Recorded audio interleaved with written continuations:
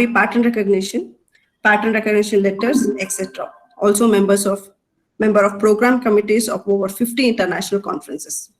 His research interest includes pattern recognition, image processing, document image analysis, computer vision, machine learning, and so on. He is currently guiding 4 PhDs and completed 8 PhDs. He has published more than 165 research papers in reputed international journals, conference proceedings, and edited books. We are pleased to have you today with us, sir. It gives me immense pleasure to welcome you, sir. Over to you, sir.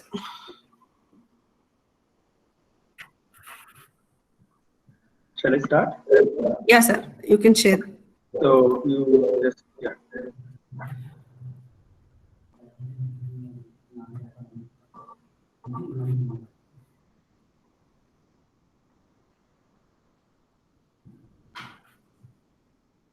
Hope everyone can see me.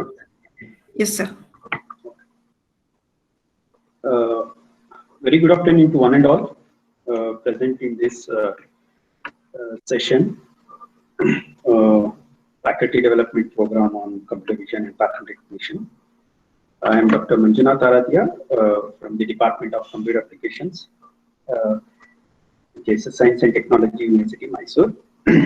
So, first of all, I would like to congratulate the organizers for successful conducting this the FDP on computer vision and pattern recognition.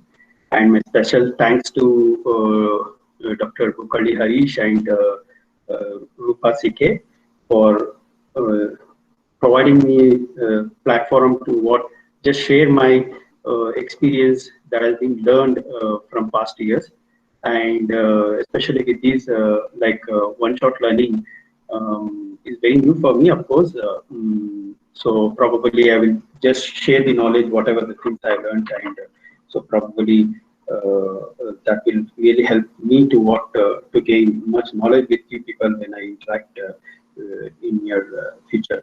So the title of my presentation is one-shot learning for image classification. So mainly what we taking with examples with images. So that is why I have described the title as image classification. Apart from that, so probably whatever the things we covered, we understand in this lecture, so probably what we can extend to many other application fields, not only with images, it is also with respect to text and other areas.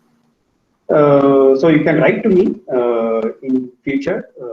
My email ID is aradia@sjc.ac.in. So the flow of my presentation will be covering more or less with respect to the learning part. Initially, I will just tell you to just take a stock or to just have a sort of completeness. I will tell you about the learning, and then I will talk about the concept learning, especially I'll be talking with respect to the human concept learning. And very importantly, one-shot or few-shot learning. Interchangeably, I will be using these two words, one-shot or few-shot. And we will see the motivation and challenges that exist to solve this learning problem. And we'll see some of the core issues that really exist when I talk about the few-shot or one-shot learning. And very importantly, we look into the case study. That is what the main focus of this session. So probably like I will be talking with respect to the recent pandemic where we talk more about COVID-19 chest X-ray images. So probably like I want to detect the given chest X-ray images. So in this way, so like how one shot or few shot really helps in finding out these problems solved. And finally, let us try to get some scope with respect to the future, like with all the theories, applications, and plans or something like that.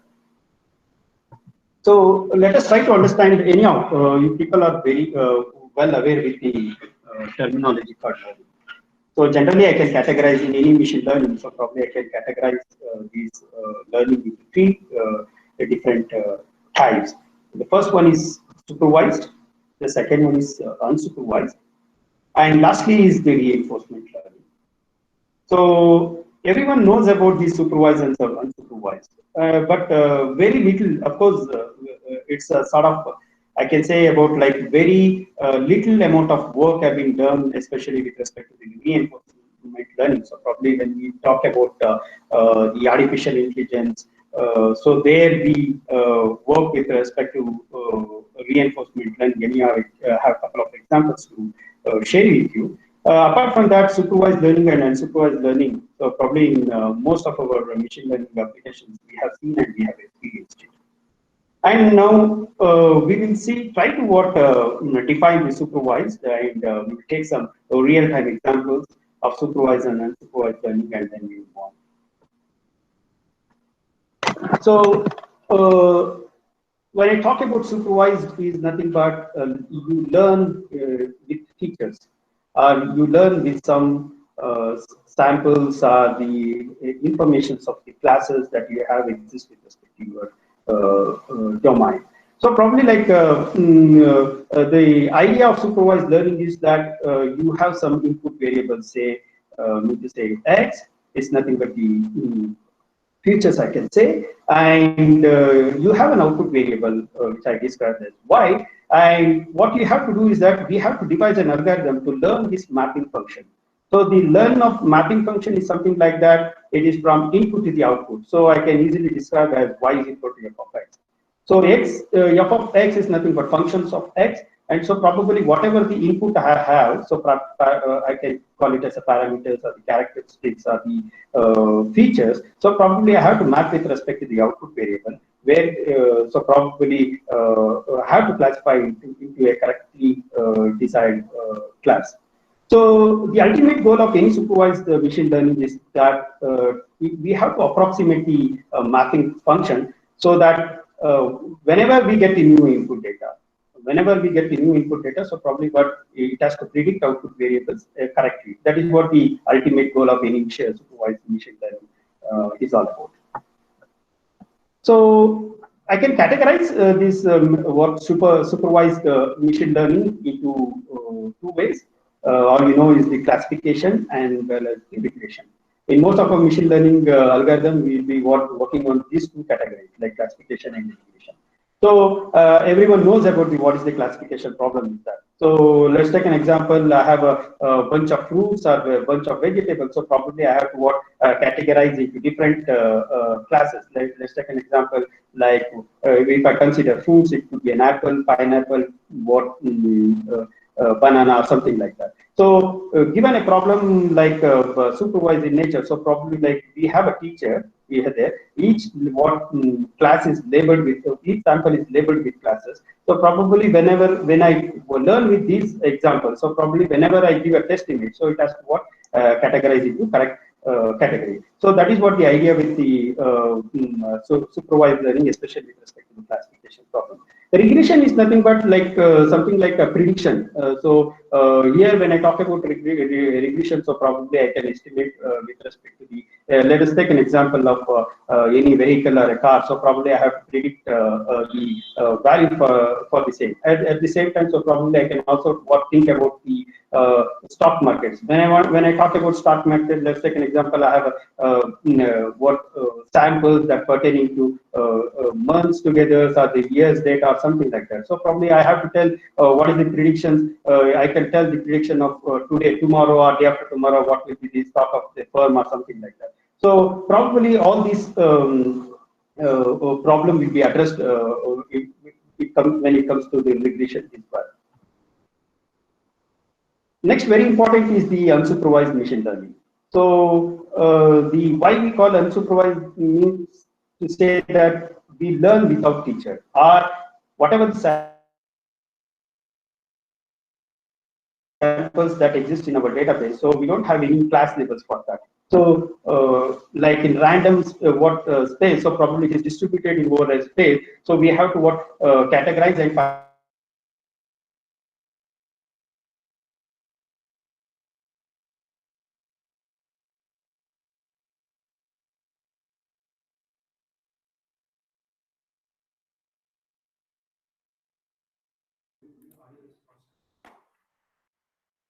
Sir?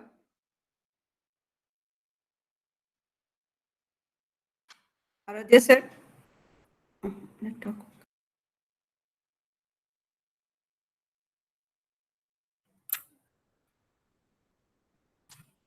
Algorithm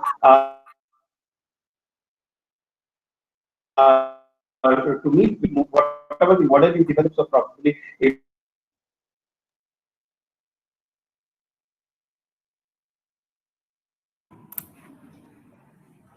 Aradhya sir? Aradhya sir left.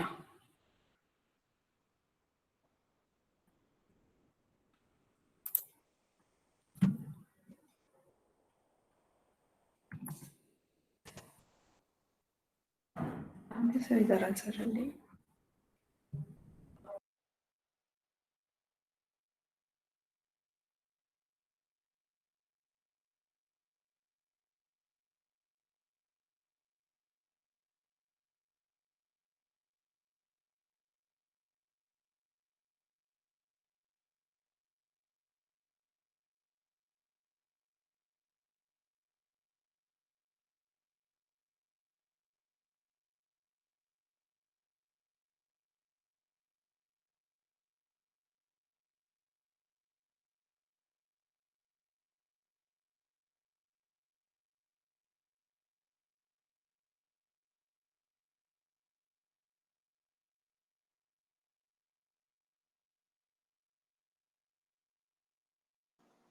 I'm very sorry.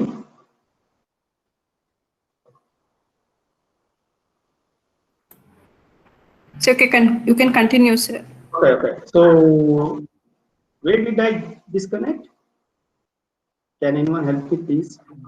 Unsupervised? Classifications, sir. Okay. Classification and regression. Okay. So the categories, right? Correct, sir. Here, yeah, fine. Yes. So is this what screen okay, or should I make it into fit screen? It would be better if it would be full screen, Okay. sir. Okay. Thank you. So coming to the unsupervised machine learning, as I mentioned that we learn without teachers, or we have a data where we don't have any class information for those data. Like, so ultimate goal is that we have to devise some underlying structure, or we have to come up with a model of distributing the data, and so probably to solve some of the needs with respect to the application is concerned. And very importantly, like we can categorize this unsupervised into two different categories. One is clustering and another one is association. So everyone knows about that clustering. Clustering is something like grouping some data objects like with a similar structures. So it can be grouping customers by purchasing behavior, what I have listed here. And when it comes to an association rule learning problem is where you want to discover the rules that describe large portion of the data, such as people that buy X also tend to buy Y. So probably I can give an example with respect to market. I go to a market, and so I will buy milk.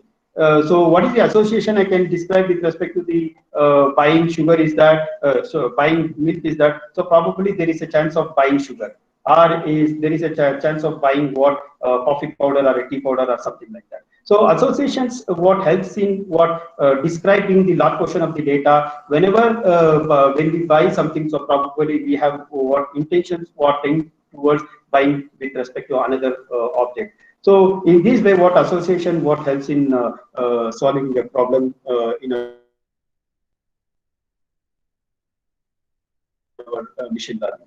Now let's try to take some of the real examples to understand more with respect to supervised and unsupervised learning. So I think we all aware with respect to Cortana, that exists in Windows operating systems. So it's a sort of a speech automated system where you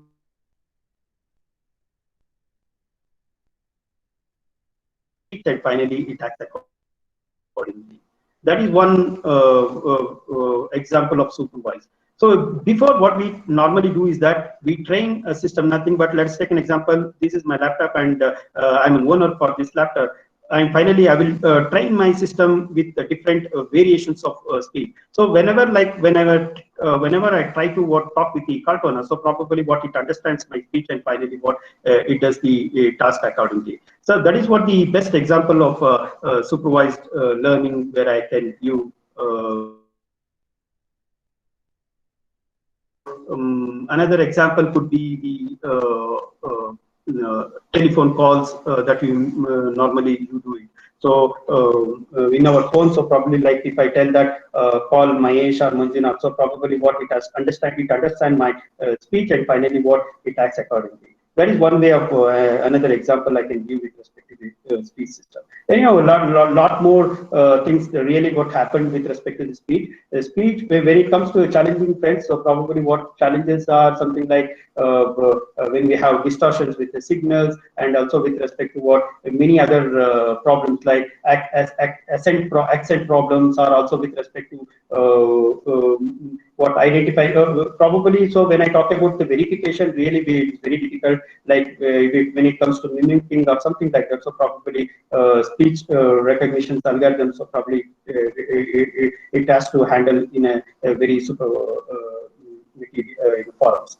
So another thing is that to predict winning percentage. So now let's take an example like what IPL is going on, Indian Premier League. So let's take an example. Today we have a match with between RCB and Royal Challenge, or some example. So probably what we will tell the winning percentage. So RCB may win 54% or 55% of winning times with respect to another team or something like that. How I can give this is nothing but I have a past record saying that all the matches that have been played against the team, and so probably with all the other factors, so probably I will tell you that the winning percentage of a team is something is a greater or less or something like that. So probably these are the what simple machine learning, of course, the supervised learning algorithm examples. And very interestingly, like OCR, converting handwriting to text.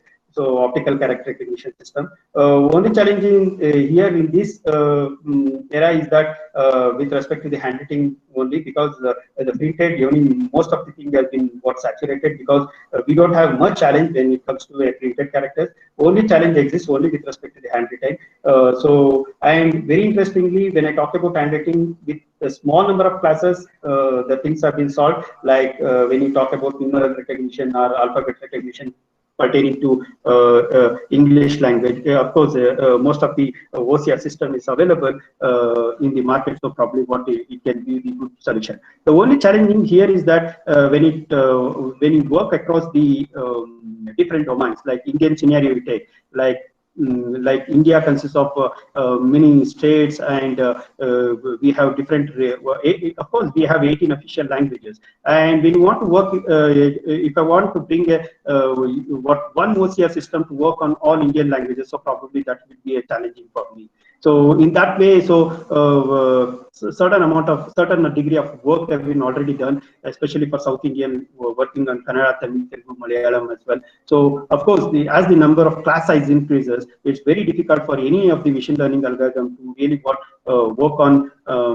And of course, there is a lot of variations with respect to text and the writing. So really, that's an interesting problem even today. Many of the people are working in these lines, working on South Indian as well as with respect to Indian scenario. And what categorizing to spans and non-spans, of course, many know with respect to this one. Automatically,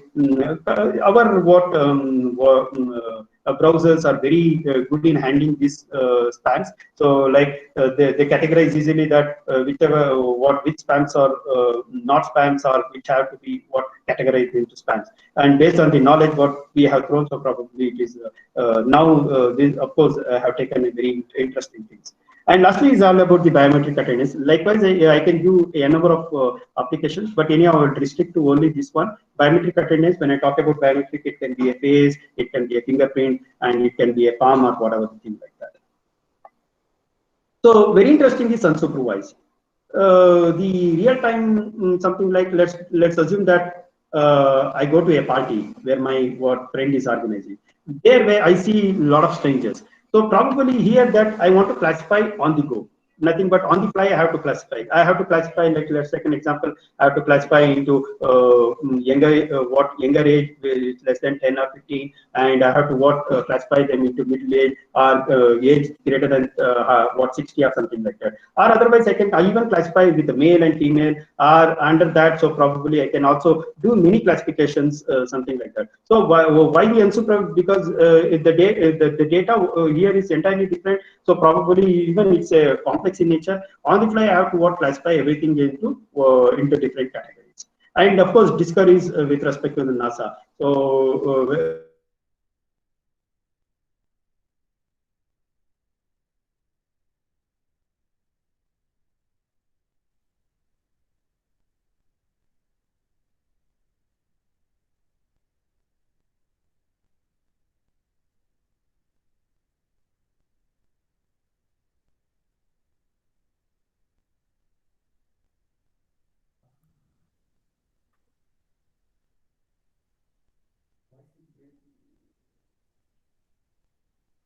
Sir? Sir, like whatever the new discovery that's. so your voice is breaking, sir.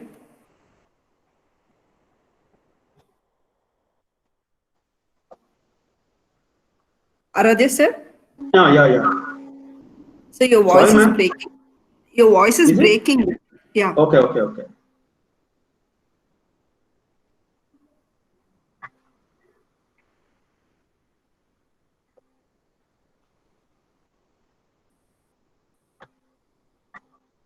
Are you able to see now? Yeah, sir. Okay. Can you help me, ma'am? Where did I? Sir, it shows the party time where you are classifying on the go. Okay. This is the party time. So you go for the first time and then you see all strangers. So we have to classify on the go. That one example of unsupervised learning. And Discover is with respect to the NASA. So whatever the new things you find with Mars or Moon or something like that. So probably what you have to categorize. And let's take an example with respect to the cricket. So you are watching cricket for the first time, and so probably what you have to classify on different criteria. So you can classify with respect to the those who are batting, those who are on fields, or something like that. And another example, it could be with respect to the survey of what questionnaire is. So where I have to trim down to some other number. So probably what the idea of principal component analysis or the dimensionality reduction comes into picture. So probably this could be one example for unsupervised learning. So these are the real examples where I can give with respect to supervised and unsupervised learning. Now, lastly, try to understand about the reinforcement learning. So, as I mentioned that reinforcement learning is a computer program that interacts with a dynamic environment. And so the idea is that it has to perform some certain goal. In that direction, so probably I can give some couple of examples like self-driving car or a Hooper's word in artificial intelligence. And a Hooper's word is something like that. You have an agent, and it has to reach some certain location to get the gold or something like that. So entirely the space is entirely new thing. So there, with the knowledge, available knowledge, it has to reach, and finally it has to grab the gold. So in this direction, so probably what reinforcement learning is happening. And also when it comes to the machine learning, so probably it is quite immature in some of the applications. So probably what people have been used and to solve some of the application needs.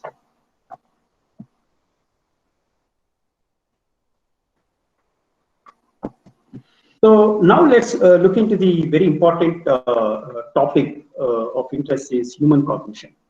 So all we know is that the human nervous system is capable of handling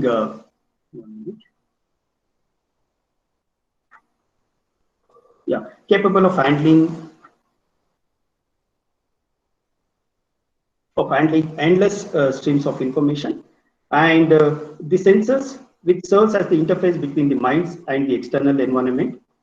And also we can see that the brain system is really huge, complex, and the brain then process the informations and uses the relevant pieces of to create the thoughts.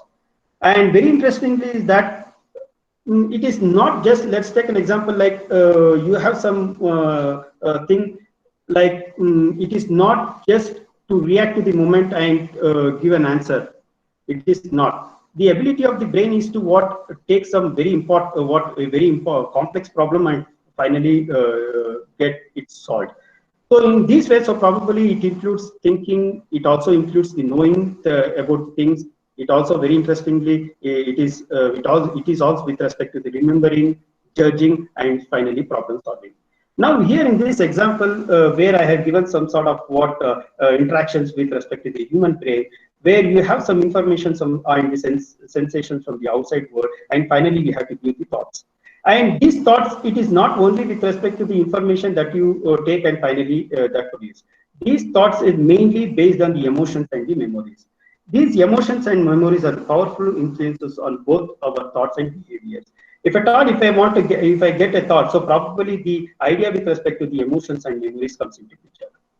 So with this, so probably everyone knows that human brain is really what big, having a huge complex in nature. So probably the neuron system that exists in our brain, where it can have 10 to the power of 15 what neurons and have an interconnection with more than 10 to the power of 11 or 12 interconnections. So probably with this knowledge, the idea of artificial neural network came into picture. It is just to have a replications of a human brain with some basic understanding. It is so probably it's very difficult for anyone to understand the cognition behavior of a human brain. If you know the cognition behavior of if you know the cognition behavior of a human brain, so probably whatever the complex problem that exists in your human, what these words, so probably I can solve it very easily. The very difficult or very challenging task is that we need to bridge the gap between the human human brain systems and to the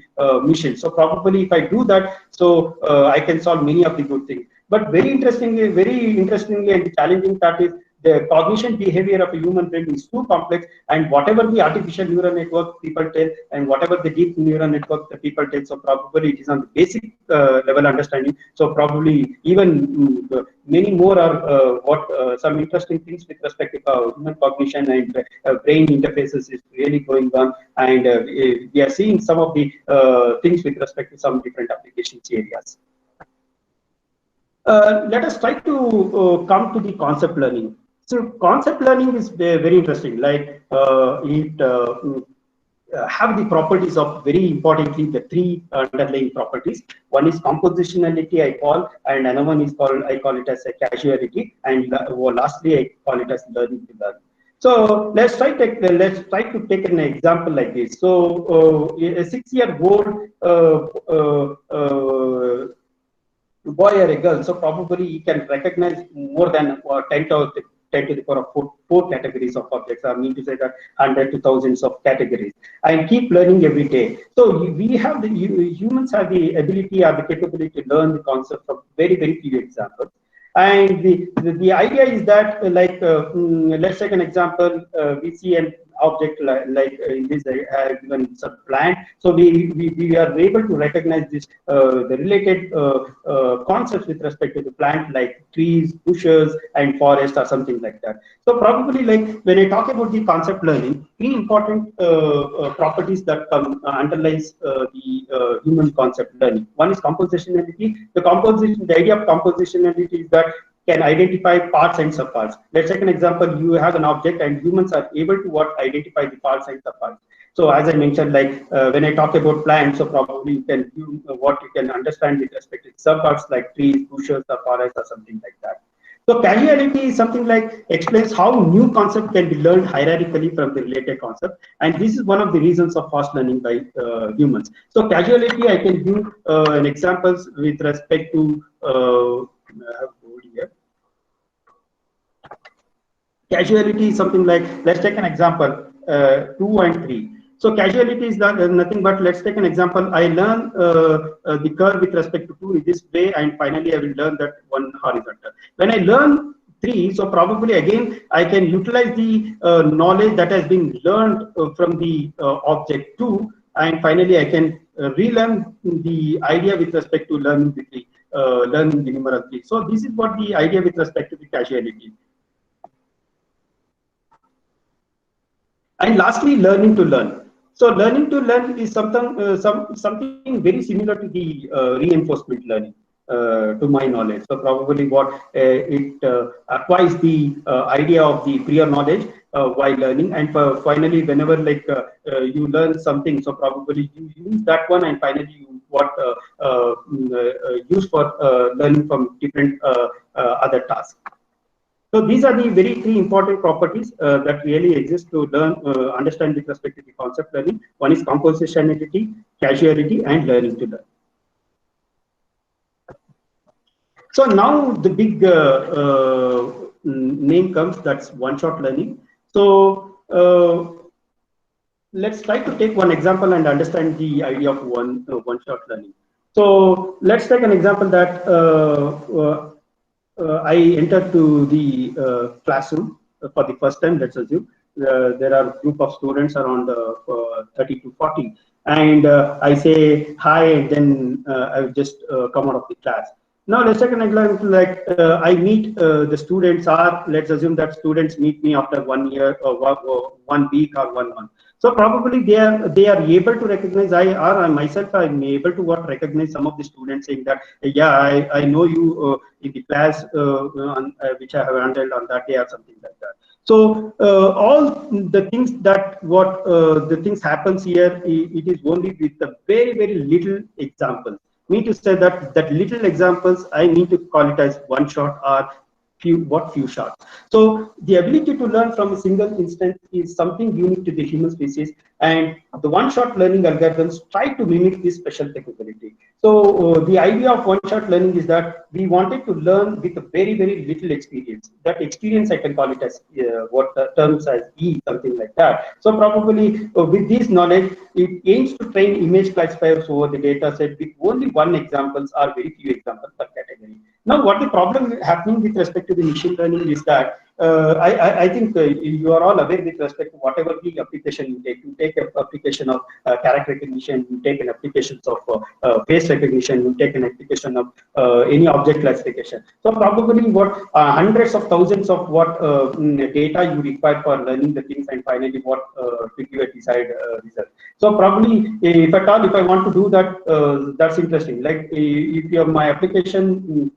demands acquiring large number of inputs, or probably to get a desired output, yes, fine, we can do it.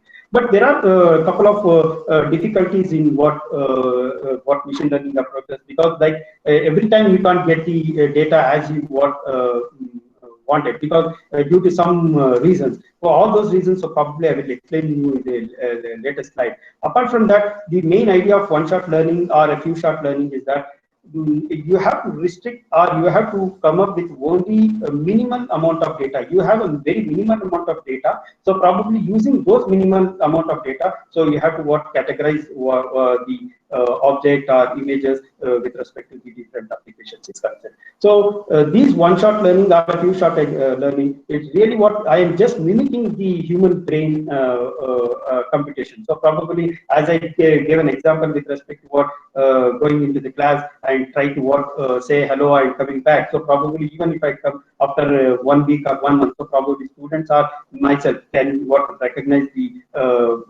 object in greater instance. So in that way, so probably one-shot learning helps us in understanding the. But as I mentioned that the intelligence that exists with respect to the human, and the intelligence that what we are mimicking with respect to the current situation with respect to machine learning, we can't just compare. So the intelligence that we have with respect to human can't just match with respect to the machines for many other reasons. So let me try to take this one example. This is the database comprising of all the object categories, around 100 to 150 categories we have. And here, like many other, like each what category I have two samples. So let's take an example. I just train only these samples. For each category, I will train 2 or 1. So probably whenever I give different variations, whenever I give different views of a aeroplane or a face or a what cat or motorbike or something like that. So probably your system has to understand and finally it has to recognize. So that is what the idea of what say one shot or a few shot is concerned. But really, like on the fly, so probably we think that okay, is that really possible or something like that? Yeah, yes, there are some certain what applications where really what people or researchers have worked in these lines. So they also got a very interesting results, and so probably they have quoted in the literature. The one could be with respect to character recognition, face recognition, object categories, and also much more recently we have seen some of the examples with respect to the image. Of course they are also applied for text classification or something like that. So the question is that can really machines able to learn with very little amount of information that exists, and so probably can they give some expected result? That's a big question here. So probably with this line machine learning and deep learning, we can see some of the very interesting applications, successful applications where we have seen that it could be web search, spam detection, caption generation, and speech and image recognition. We like this goes. So probably what we have solved the many most applications with respect to the different algorithms data is concerned. But the very important thing is that with large amount of annotated data, we have achieved these breakthroughs. I mean to say that when I talk about deep learning, so probably what you need n number of hundreds into thousands of images you want to train the data, and finally what you have to go before the testing phase. So that's a big thing. So probably, like as I mentioned, that there are cases where the data is very limited. I don't get data with respect to some other applications like medicine or something like that. And even like when I talk about deep learning, it's computationally very expensive. So probably like a normal machine, so probably I can't handle that intensity. So we keeping this mind. So probably what we have to look into some other extents or some other way. So probably in order to tackle these problems, whatever the results we have achieved with respect to the machine learning and the deep learning with a huge amount of data. So probably the idea of one-shot learning or few-shot learning is to having with this little amount of data. So probably can I achieve the same? That is what the overall idea with respect to the one-shot or the few-shot learning is all about. So yeah, let's try to understand in much more detailed way, like why one shot and a fewer shot. So the one way is that to mimic the human. So learning like human, as I gave an example. So I want to understand and learn like a human. So probably what the idea of one shot or a fewer shot comes into picture. And there are a couple of areas, friends, where the data are very restricted. Like you take an examples of medical, you take an example of forensics or any other field. So probably you don't get much data. So even when it comes to what signature verification, especially with respect to the banks or something like that, when you open an account, so probably you open an account and finally if you have an accounting system, so probably like they take a specific signature where it is of only three or two, something like that. So the data is very limited there. But these data, so probably the idea is that whenever I put a signature, which whatever the condition, so probably what the system has to understand, whatever the banking application these days in our India or in any other country, so probably everything is manual. You go to bank and then you do some transaction. So probably everything is manually processed. So that whenever you put a signature and so finally they will map with human intervention. So So here, let's take an example. I don't have, let us assume that I don't give much what samples to any one of you. So probably within the data, whatever you have that is provided, like 2 or 3, can we able to get the outstanding results? That's the big question. So probably in this line, the one-shot learning and a few-shot learning really gives major breakthroughs with many other applications. And reducing data gathering effort. Again, let's take an example. I'm working on face recognition or a character recognition. Generating data or getting data is really a very tedious job.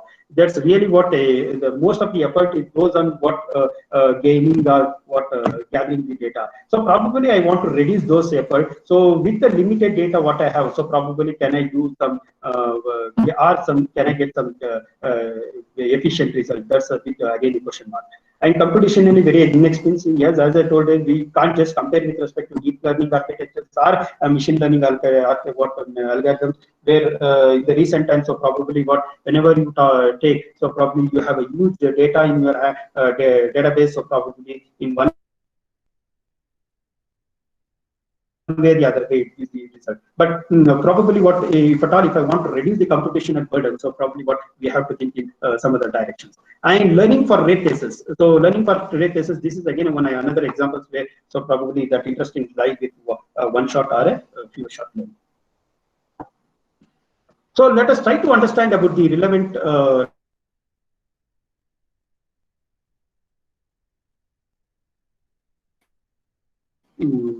one-shot learning.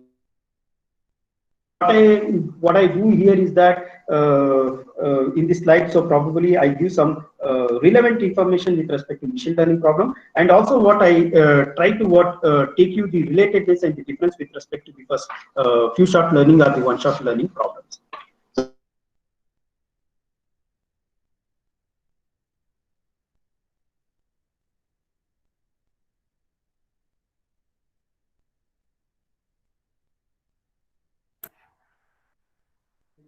Aradhya sir?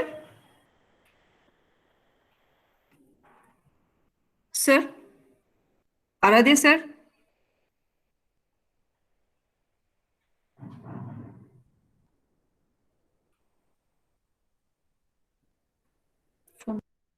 So the first work ಆಗ್ತಾ ಇಲ್ಲ ಮೊನ್ನೆ ಒಂದು ವಾರ ಆಯ್ತು.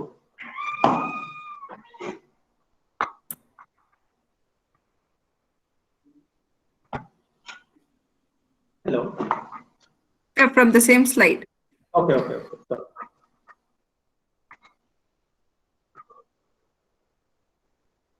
Okay, I was talking about relevant learning problems. So relevant learning problems is the first term. So probably I will give you the relatedness with respect to the machine learning as well as the pure shot learning or the one-shot learning.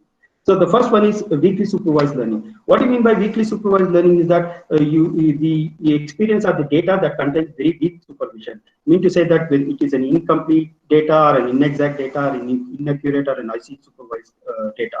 So the most relevant problem to the FSL is the weakly supervised learning with incomplete supervision, where you have only small amount of samples have supervised information. So, so probably what these relevant problems with respect to what weakly unsupervised learning will be very close to the what one-shot learning or the pure shot learning examples. And I can categorize these into further. I can classify into two types. One is semi-supervised and active learning. So semi-supervised is something like which learns from a small number of labeled samples, and usually what all are unlabeled samples in an experience. So examples applications are, it could be a text and a web page classification. Another very interesting things that comes when I talk about semi-supervised is the positive unlabeled learning. This is the special case, of course, a special case of semi-supervised learning, where you have only positive, and another example is unlabeled samples which you are given. So you are given with a positive, and also you are given with respect to the unlabeled samples. For example, let's take an example. I am taken with recommending friends in a social network. So when I take these examples, so we know only the user's current friends according to the friends list. So I don't know their relationship to the other people. It totally unknown. So So this problem I can take it as what positive unlabeled learning, where you have a positiveness and finally you have an unlabeled thing. So this is a special case of the special case of what positive unlabeled learning. So the idea here is that you have to recommend the friends in a social network, and you have a friends list in your database, and finally all the friends list that has been in the data set. So probably you will be not knowing any what relationship to the other people. And the active learning, where active learning is something like selects the informative unlabeled data to any query output, and this is usually used for the application for annotations, where annotations labels are costly, such as pedestrian detection or something like that. So probably some of the work have been really what happening in this line in the recent past. So as I told that, if at all, okay, these are the things that been what happening with respect to the normal machine learning. So at the same time, if I want to give the relatedness with respect to the few-shot learning or one-shot learning, it is what something like it leverages various kinds of prior knowledge, such as pre-trained models, supervised data from other domains or modalities, and does not restrict to any using unlabeled data. Therefore, one-shot learning or a few-shot learning becomes weakly supervised learning problem when only prior knowledge is unlabeled and the task of classifications are, it could be what classification or a regression task. Coming to the next very important or interesting is the imbalanced learning. So imbalanced learning is the which learns from the experience with the skews distribution. Let us take an example of fraud detection. So whenever I want to handle this problem, so probably you get 10,000 or 1 lakh of genuine data transactions with respect to the detection is concerned. But when the fraud thing, I get very less sample. I mean to say that out of 10,000 transactions of a credit card or any debit card transaction, so probably you may get 1 or 2.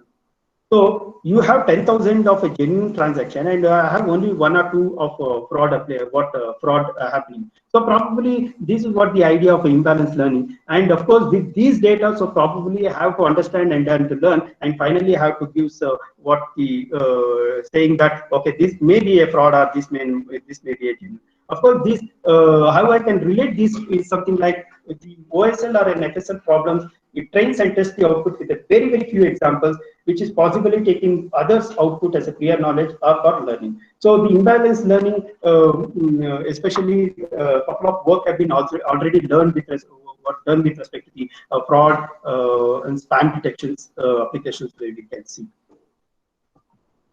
Next one is transformed learning. So of course, this is quite interesting, transformed learning. So where you transfer knowledge from one source to the another source. So the source is the training data is abundant in nature, and finally the target is also what training data which we have scarce.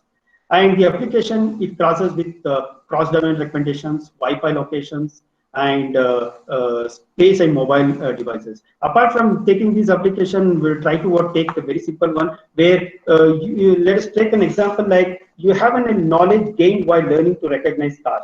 So you get all information with respect to what learning car or something like that. And finally, while learning cars, so probably you can apply those knowledge and finally you can recognize trucks. That's what the idea with respect to transformed learning is all about.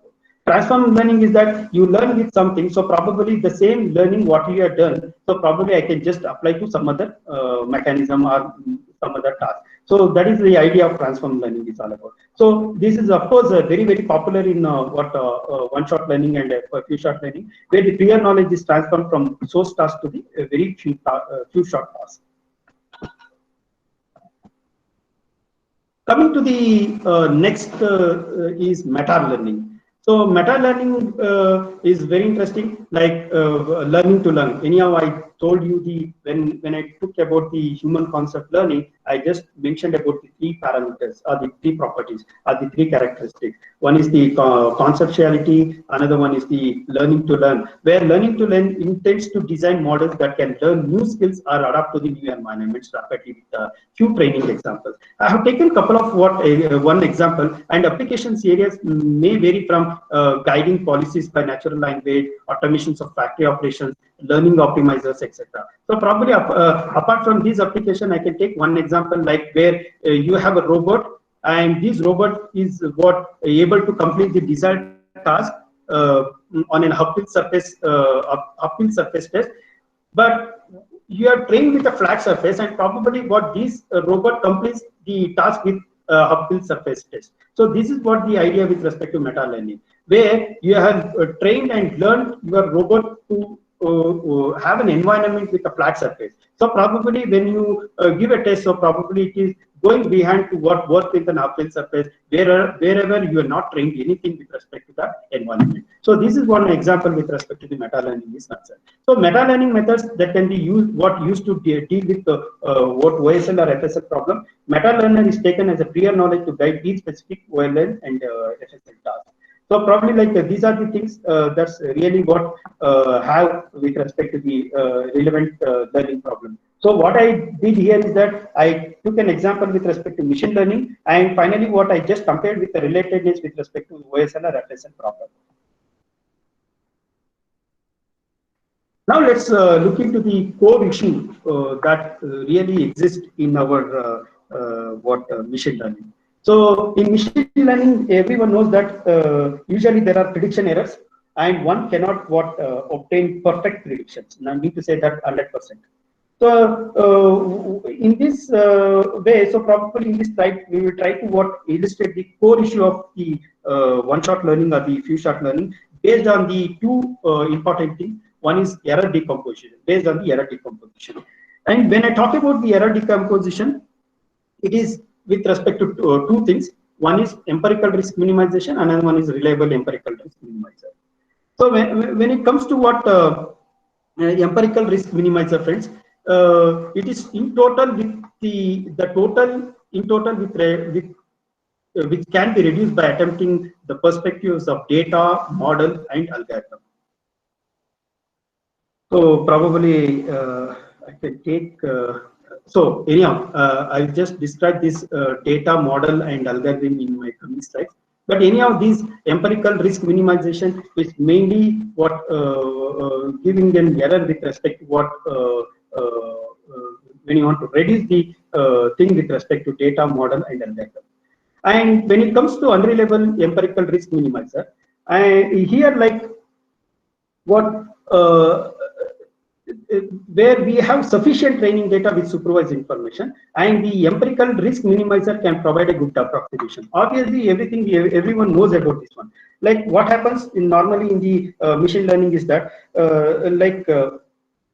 you have a huge data or you have a huge training data, sufficient training data with the supervised information, and the empirical risk minimizer can provide a good approximation to the best possible way. Nothing but what I call it as an hypothesis or a best hypothesis. So probably in this direction, it is not always true with respect to the FSL or OSL is concerned.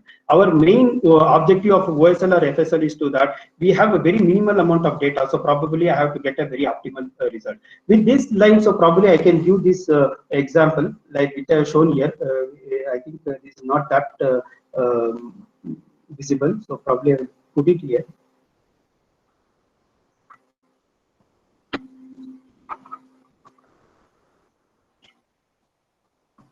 So let's take an example. This is a space, and this is hypothesis. This full is hypothesis, and you start here, and this we call it as H1, and this is what it means to say that this is approximation error, and this is what estimation error.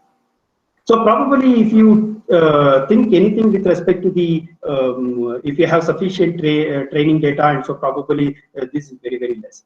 The expectation error and the estimated error is very, very less. In the case of what the OSL or an FSL, so probably this gap is too huge. So this is my hypothesis. H1. This is H cap plus 2 plus H cap. So this estimation what estimation error and an approximation error is huge here. So whereas in the case of what normal machine learning algorithm, so when we have what huge number of training samples that exist in your system, so probably this is very, very less. Whereas in the case of OSL or FSL, this gap is too huge. So that is what the idea of this unreliable empirical risk minimizer. So what I have to do is that so probably given any application like OSL or FSL, so probably I have to reduce this gap. That's the main objective of OSL or FSL is concerned. So this is what happening in our regular when you have used data in our database. So probably you can reduce this, and so finally you can reach to the 100% accuracy. So whereas when I talk about the one-shot learning or pure-shot learning, so probably what this gap with respect to approximation error and estimated error will be very, very high. So now the main idea is that I have to reduce. How to reduce? That is what the taxonomy tells you about. So the next slide tells you about the taxonomy. So in order to work on the problem of unreliable empirical risk minimizer, which I told in the previous slide, in handling the OSL and FSL problem, prior knowledge must be used. So probably when I talk about OSL and FSL friend, so we have a sort of prior knowledge that exists in the approach. So probably that I will be using, and finally I will be using for the application purpose. But existing FSL works which work can be categorized into three different perspectives. The first perspective is data, the second one is model, and the last one is the algorithm. So probably in order to reduce these unreliable empirical risk, so I have to most of the FSL or the OSL is categorized into three perspectives. The first one is data, the second one is the model, and finally another one is the algorithm. So probably in most of our FSL and the OSL application, you can see like people have worked on data, and so probably even they have worked on model and algorithm, and finally they have actually achieved the result. There are a couple of cases where they have taken only data as the main thing, and finally they have achieved the accuracy. So we will try to understand the idea with respect to data, model, and algorithm. We will give much focus on with respect to the data rather than the model and algorithm. Data, model, and algorithm, I'll just tell you the methodologies where people have worked on, and so probably that can we can have in a future course. So probably you can take self-study in understanding more with respect to the model and algorithm. Whereas the data, we will try to understand like what exactly the data is all about, and how this data really helps in achieving the problem with respect to FSL or OSL. So data is nothing but you use a prior knowledge to augment data. Everything is nothing but augmentation data. What I would try to do is that I simply increase the number of samples from I to I dash, where this I dash is much greater than I. So accurate empirical risk management can be obtained if I do with this sort of things. So normally what you can take this as an example. So let's take an example with respect to the application of, if you ask me, can you give me some examples? So probably I can take one example with respect to character recognition. How what data augmentation is done in a character recognition. Let us take an example. You have numerals ranging from 0 to 9. 1, 2, 3, 4, 5, 6, 7, 8, 9. Let's assume this is what the one-shot learning approach. So you have only one samples at your hand, and finally you have a test bed. So probably you'll be receiving some samples to recognize those.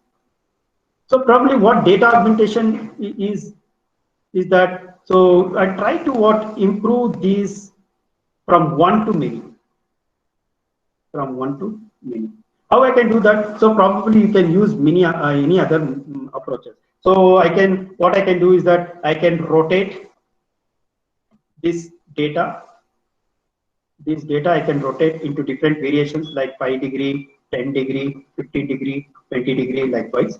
Let us assume that I do with respect to 5 different rotations, and finally five more images have been added.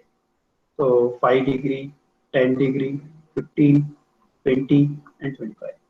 So I can also what do with respect to introducing noise to the data. I have 0 here, and I can simply add some noise. Likewise, you can add with respect to the different densities concerned, like density with level with 1%, 2%, or something like that. Again, I can add with respect to another 5 images of density 5, 10, 15, 20, 25, something like that. And also what I can do some perturbations to this data. So I can break this character to have an effective learning purpose. That's it. So I will break this character, or I can do many more things like that, and finally I can add another 5 images. So now if you see the idea here is that with single one data, so probably I am able to generate another 15 data samples. So this is what the idea of data augmentation. So you have only one, so probably what you had add many other samples to make your learning effectively. So that is what the major idea with respect to the data is concerned. And likewise, it is the same with respect to face recognition, where of course, it all depends upon your application, friends. I'm not saying that it holds for the same for all the application. You should be very careful while addressing this data augmentation problem. As I mentioned that it all depends upon the application. If your application really demands making like this, so probably you can do. At the same time, if I can't do this for signature verification or something like that. Let's take an example. I put signature like this. So if I want to bring the different variations, it's not really possible, because when I talk about signature, it is verification comes into picture, and I have to talk with respect to genuinity and then identification. Genuinity is something like genuinity and forgery. So probably you should be very careful when handling this data augmentation when it comes to signature verification.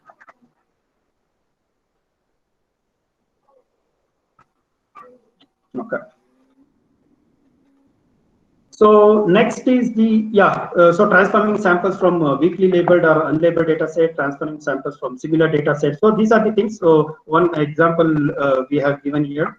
So we have some sort of prior knowledge. We have some weakly labeled or unlabeled data set. It is coming from few short learning, and we have coming from similar data set. And finally, you transfer and finally make your data in a very rich manner. So this is what the idea of data. So if at all, if I want to discuss and give the summary of with respect to the data, it is also the choice of augmentation, data augmentation strategies highly depends on the application, as I mentioned.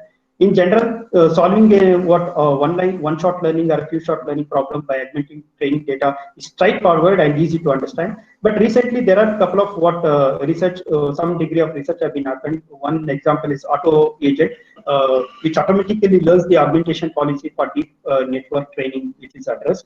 And also in contrast, as I mentioned, there are a couple of work on images where there is very, very less on text and audio. So probably in this line, there is one attempt on using data augmentation for text is also very recently reported in the literature. Coming to the model and algorithm, everyone knows that we have a clear distinction with respect to the algorithm and model in machine learning. Algorithm is nothing but a program, and finally we work on data, whereas model is the output of the algorithm that we exist. So model is nothing but the algorithm part and the data that we run with respect to the application. So in this line, when I talk about the model in few shot learning or in one shot learning, so probably there are a couple of lines people what categorize is multitasking learning, embedded learning, learning with external memory, and generative modeling. So probably I am not taking much in detail. So probably I left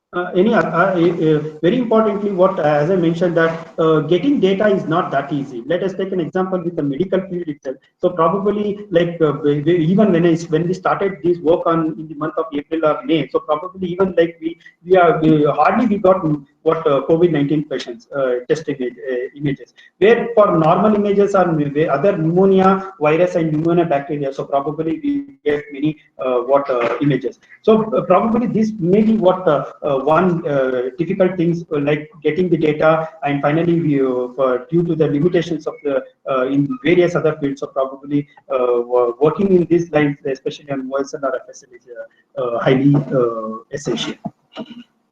So the main contributions of this work is that we introduced the notion of one-shot learning for detection of COVID-19 chest X-ray images. And we have come up with the idea of ensembling the well-known generalized regression neural network and the probabilistic neural network classifier using the AND operation. Actually, what normally when we take two classifiers, so probably there is a chance of going for ensembling or operation with a weighted. So we don't want to we don't want to really go for an AND operation. So ensembling with weighted. Instead, we were very stringent to use only an AND application. Means you say that even GRNN tells that it's a COVID, and he also I expect also what PNN classified to tell it is a COVID chest X-ray. In these lines, so probably what we worked on one-shot cluster-based approach. This is of course a new ideas or a new term in the literature. So probably we are using it for the first time in image classification. We use one-shot idea, and finally we make a cluster, and we will cope the cope up the problem for the present pandemic situations. And exhaustive experiment also we have done, and comparative analysis with the, as I mentioned, like deep learning models, and finally we have seen some of the results are very satisfying and promising. So this is the overall architecture of our proposed model. So the idea is that we have one-shot learning and the feature representation, and finally we have say neural network-based classifier. So let's take an example. The A which I am shown here is the images which I have taken. For this example, I have taken 4 classes.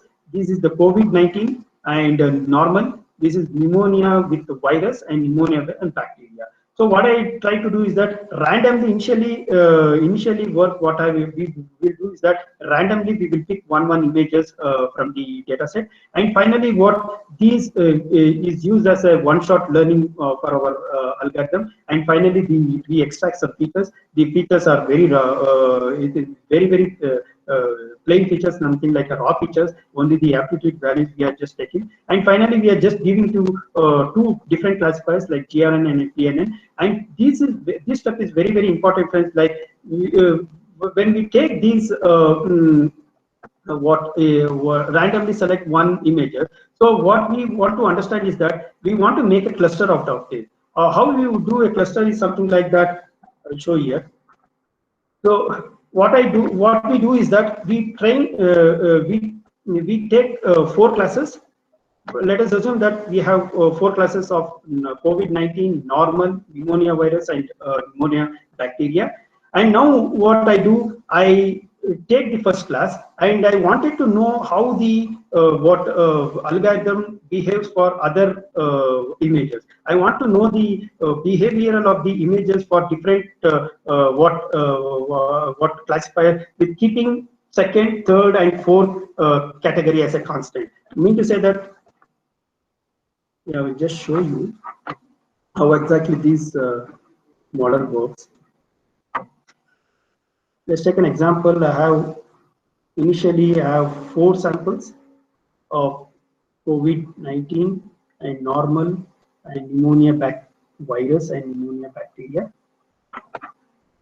So the size of the database is like we have for this we have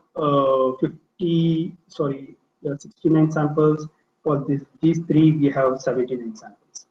So initially what I do is that we take only 1 samples from each. Now I want to study the behavior of the data set that pertaining to this class and keeping these as a constant. So what I do is that I take the next image, I keep this as a static, I don't change this image for my experimentation. And finally, I will see to that how this image is behaving with respect to samples that has been taken as a constant. Likewise, I will do for all 69 images, and finally I will see the result. So this is what when I do that. So probably this is what the analysis our understanding we will come to know. So probably with this, we can see that there is a lot of variations with respect to the data is considered. So I have taken here is COVID with respect to gRNN and normal gRNN, COVID PNN and normal PNN. So we have a lot of variations. I mean to say that what this graph represents is that when you take a first sample, so probably it is performing very well. I mean to say that it is giving 90% of accuracy. As the samples I take, let's take an example of with this class. With this sample, the sample is 16, where it is not giving any significant contribution with respect to that. So probably this will give me an idea or an understanding, saying that so probably I can ignore these samples. I don't want to take this sample for my experimentation. Whichever the samples that gives the highest sample, so probably I will take this as and finally I will make as a cluster. So this with this underlying idea, so probably using in one shot, I'm making a cluster of it, and finally what producing result is of course a very important new thing in the field of machine learning. So with this, what we do is that we choose the best performing samples, and once the best performing samples is chosen, we make a cluster out of it, and again we extract some features and we give for the classifier, where, as I mentioned, that is an ion classifier with gRNA and PNN, and finally we classify. We go for a classification. So anyhow, everyone knows about the classifiers that gRNN and PNN are well known, studied in the area of machine learning for solving the real world problem. But only thing what I have to stress here is that there are a couple of whenever we have a problem, so directly we go work with a deep learning without any motivation or understanding. So probably if you understand the problem application area, and with the available techniques like normal different learning architectures like gRNN and PNN, so probably what we can solve the problem that exists in this real world. So and of course the idea with respect to gRNN and PNN, everyone knows that also it has very efficient compared to SVM when it works with a multi-class classification. With the inherent advantage of gRNN and PNN, we have taken this work and finally we are used as a classifier. So as I mentioned that we have taken the publicly available data set which is available in GitHub, and we have worked in four class. This is a 4-class problem, and a total of 306 images we have in the database, and which is breakdown to 69, 79, and 79 respectively. And as I mentioned, the 4 classes are COVID-19 images, normal, pneumonia bacteria, and pneumonia virus. So this is what the first step, as I mentioned. So what I do is that this is for 2 class. Actually, this is for 2 class. I work with gRNN and PNN. I want to study the inherent behavior of each sample. I want to see how each sample contributes for the success of the application.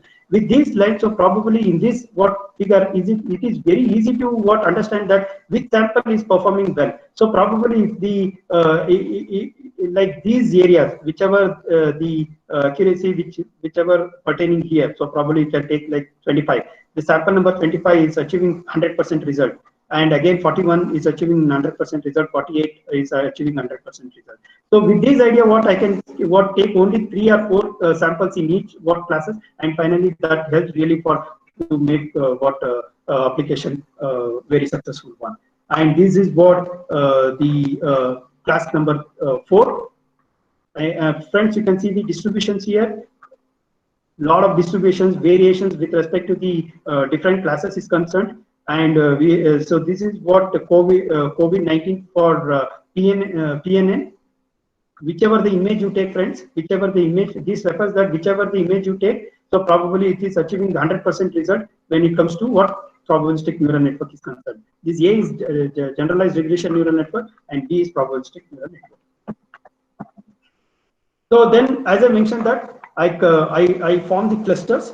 So considering the variations, what I do select the best performing samples, for my detection process, and this detection process is carried out using the ensemble AND operation. And I told very clearly that we are very stringent to make a decision, and that is why we used the AND operations here. And so this is what the result. This result what gives you the analysis with respect to the proposed approach, and we have compared with 3 different deep neural network architectures: AlexNet, GoogleNet, and ResNet. And of course, these are the already what have a result with the current database. And you can see the for class number 2, what it is giving 100% result. When it class number 3 and 4, AlexNet is performing around 85 or 64. GoogleNet is also performing very well for class 2, whereas for class 3 and 4, it is giving 81 and 84 percentage. This is an average percentage on what I'm talking. And so you can see in the right hand side, like how many number of training they have used and how many number of testing. So when it comes to 2+ problem, they have trained 80%, 80% they have trained they use for training, 10% they have used for validation, and only 10% they have used for what testing purpose. So you can see the these are the results with respect to 130 train and 18 test. So ResNet the same, 84, 100, and 81. Sorry, 100, 81, and 72. So now very interesting is the proposed approach. So we have varied for all the classes 2, 3, and 4. For 2, you can see we are achieving 100 and 100% for both COVID-19 and normal. And the number of training we have used, only 4 samples we have used, and the testing we have done for 148 samples. So with only 2 samples in each category. I'm repeating again, we have taken only 2 samples, best 2 images we have taken from each sample, each class, and finally we have tested with 148, and finally we are able to achieve 100% recognition rate. And likewise, what we have done for what category 3 and 4, and this is what the what it represents. Cluster 1 represents the 5 samples. Mean to say that I have taken 2 samples from class 1 and 1 sample and 2 samples from class 2 and class 3, some class 3, class 2 and class 3, something like that. So probably I have taken only 5 samples, and with these 5 samples, I have been able to achieve 77.61 with the cluster 1, which I have got it with 227 testing cases. So again, I just extended the algorithm for cluster number 2 and cluster number 3, where cluster number uses 7 samples, and the result is just improved to 79.76. The interesting is something like that, friends. You can see here. So normal I can improve. So probably what I do, I just add another normal image to my database, and finally I can improve. This is how we normally do. We improve the cluster size, and finally what we will be able to improve the recognition result. And finally, what we are limited to certain clusters. We are not extended, because even if we extend, so probably no doubt that we will get a good result that really outperforms the state-of-the-art techniques. And finally, for the class number 3, we have 13 samples we have chosen with the databases with 227 as for testing, and finally we are able to get 85.23, which beats the state-of-the-art, that is AlexNet, GoogleNet, and the ResNet. And we extended our approach for 4 classes with different cluster size, 4 samples, 5 samples, 6, 16, and finally for 21 samples, 29 samples, we are able to get average of 74. With keeping, very, very interesting is that I want to keep this COVID-19 as an 100%, because I don't want to tell that any COVID images that comes to my testing, I should not tell that it's a normal or a pneumonia virus or a pneumonia bacteria. I don't want to do that. So probably what care I have taken, so probably I can add few more images to that, and finally I can keep this, and finally I can work for a 100% recognition rate. And 86 point for normal, and there is really challenges that exist with respect to class number 3 and 4, because class number 3 is a pneumonia virus and pneumonia bacteria. The images are very, very similar in appearance, so problem idea of classification is really very hard. So with this, probably the observation what we can say is that the objective was to study the ability of learning image category. Very, very important at the fast pace. Fast pace in the sense we have just used only very, very less number of samples. Probably when you use a number of less samples, so the computation burden will be not there in the case of the application. So problem, and very importantly with the less sample size. You can see here for the 3-class, for 2-class problem, we have used only 4 samples. Where for 3-class problem, we have used at most 13 samples. We have got an accuracy of average accuracy of 85%. When it comes to 4-class problem, what it is around 74% with 39 samples. So deep learning models, as everyone knows that it is computationally expensive and it requires a huge amount of data. And the proposed cluster-based short learning is very effective on GRN and PNN to distinguish the COVID-19 affected images. And the concept of one-shot cluster-based learning is being the first of its kind in the literature, expected to open several new dimensions in the field of machine learning, which requires really what further researching for the various applications. Friends, we have done only for the images with respect to the medical field. So probably you have got much scope for extending the same with respect to any other image categories, saying that what it could be a face, it could be a character recognition, or any other field as such. So with these, like future directions can be what categorized into 4 different things. I'm just taking with respect to the OSL and FSL, one-shot learning and few-shot learning, the problem setups, techniques, applications, and theories. Whatever we have done with our case studies, so probably it is with respect to the data and the model. So we have taken an advantage of data here as well as the model. We have designed a model in such a way that whatever what data we have generated, so probably if your model is what good enough to what tackle the problem, so probably we can get the best results.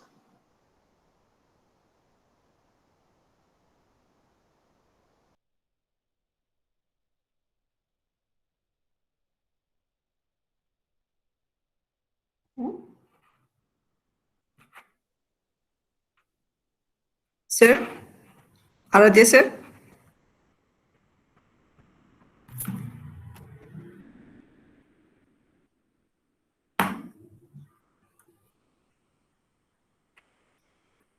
I think sir is facing some technical problem. Images of these. Sir, Aradhya, sir? So your voice will break down actually. Now, is that okay? Now it's, yeah, sir, we can hear you, but presentation is, okay? Yeah, sir, yes, now we are able to hear you. Okay, now is that okay, madam? Yes, sir, yes, sir. Okay. So Yeah, presentation is not visible. Okay, sir, it's visible, it's visible. Yes. So the problem setup is that, as I mentioning that people work on single modality. Of course, there is a what chance of what going for another modality, saying that taking an example with respect to these like extinct animals, where there will be very limited amount of visual examples I may get for some application. So probably in textual domain, like such as textbooks and web pages, so probably you can use as an another modality. So probably in order to tackle the idea of FSL and OSL problem in a much more clearer way. And in future, a promising direction is to consider the use of multimodality. That is what the idea of multimodality is, of course, a very promising direction area that can really design our models or applications to well-suited problems. Techniques, one-shot learning and fewer shot learning methods was categorized into, as I mentioned, it is perspective with respect to data, model, and algorithm. And each of these components can be improved. You take in our case study, what we took the data as a model, and finally what we understood the data very well, and finally we were able to generate best data, and finally the model whatever it creates. So probably that has led to the good result. So problem each component we have to understand, analyze. So probably if we understand and analyze each component with respect to data, model, and algorithm. So probably of course the hybrid approach is also what helps in achieving the best result. And meta learning based FSL methods is also very interesting. Coming to the application side, friends, like computer vision is the one first very test bed for OSL and FSL algorithms. And recent attentions we can see in robotics, natural language processing, acoustic signal processing, and also what computer vision you take into most applications like character and image classification. But you can extend these to many other applications like robotics, NLP, acoustics, signal processing, and also what some of the amount of work have been already worked done in medical drug discovery, etc. So probably we have a lot more applications to do with OSL or FSL. So probably if you understand the three perspectives like data, model, and algorithm, so probably what we can solve this problem very well. And theories, yeah, FSL uses prior knowledge to compensate the lack of supervised information. So only thing is that we have to there are very less amount of work have been really done understanding this theory well. So probably we have a lot more scope to understand the, what theory behind the OSL or FSL in a greater manner. So these are the references. One-shot learning for object categories.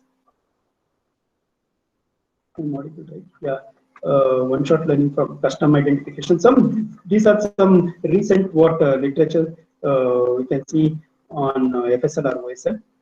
Our own paper on COVID, and also we have worked on digit classification based on human concept learning. And a couple of work have been already done on face recognition in 2019. And very interestingly, some amount of degree have been also work done on EEG signals. So using one-shot. Thank you. Any doubts or any clarifications, please? So we have few questions. Yeah, please. Yeah. So one question is from Dr. B.S. Harish sir. Yes. He's asking, how do we see the use of one-shot learning algorithm, especially to the real-time application? Yeah, of course, Harish, like whatever the case study which I showed, like COVID-19 detection of the COVID-19 images, of course, it's for real time. So you give me what what images. So probably with we understand the data and models. So probably whatever the thing what we have done, it is very relevant to the real time application. The thing is, real-time application takes a long time time duration is used for training. So how do we deal with that kind of real-time data? Yeah, of course. Here also what we need, especially our algorithm or our model, what we have done. So probably what it requires some amount of degree to learn, especially what every image I have to learn and understand, and finally I have to make a cluster. Of course, but it is not that comparable with respect to the deep learning architecture or any other machine learning algorithms where you require huge amount of data with a limit amount of data. So probably what you can understand and analyze, and finally what you can really go for a real-time application. There are Harish, there are a couple of works that have been already done on, as I mentioned, like one-shot learning, character recognition, face recognition. Of course, they have also implemented this in a real-time situation. Thank you, sir. And one more question from HSN sir. Yeah. How intra-class variations and between the class similarity issues are addressed in OSL? Yeah, that's sir. This is very, of course, a very interesting question, because like these are the problems that exist in our applications. So with these lines, so probably there are, of course, a lot of research is going on in these lines. But whatever the research that have been reported in the recent past, so probably what addressed very issues with respect to image classification. Of course, there is a great deal of ideas and theories and many models should be incorporated to address these issues. For your question, so probably I talked about data, right? Data augmentation. So probably data augmentation, and you have to combine with the model, and also algorithm. Really, what hybrid approaches really helps to solve this problem, sir. Thank you, sir. And one last question is how to deal with multi-labeled learning challenges. Multi-labeled. How How to deal with multi-labeled learning challenges?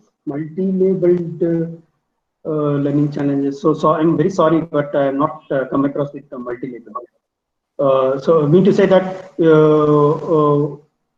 one class having multiple label. Is that right, Kasturi Rangan, which you are asking? Yes, sir. So can you give me can you just throw some light on it, please? Sir, similarly, if, in a video, similar like if it is a violent or a non-violent, okay. In that itself, so some of the as Okay, yeah, I got it. So you Yeah. take an example of a video stream. So probably there will be handshaking, and there can be a fighting or any other activities, right? Exactly, sir. Exactly. Yeah, but that problem really very interesting, and I don't know, like this is very tricky. But at the upper surface, what we do is that categorically we can say that it is what violent or non-violent. Again, in violent, so again we have to split and we have to solve this problem.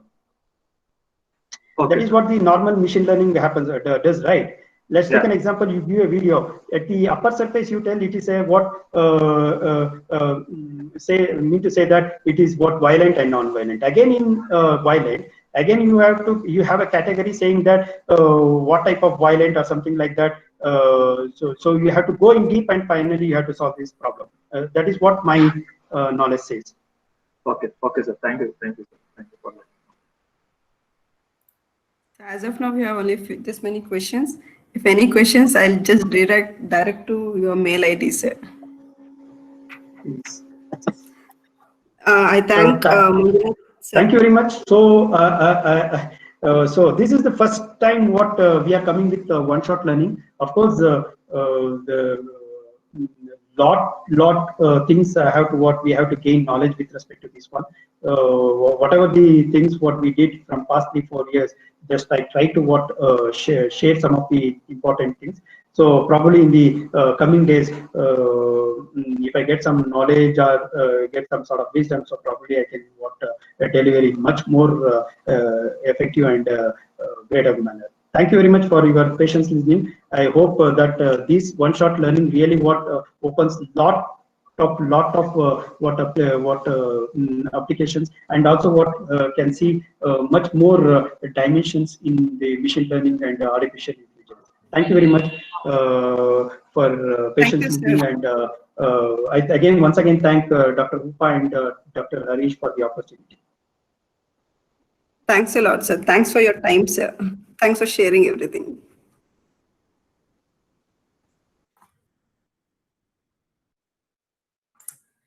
Sir, I think I forgot to mention at the earlier stage that this was on record, sir, just to upload in the YouTube for the sake of Yeah, NECT. please. Yeah, thank you, sir.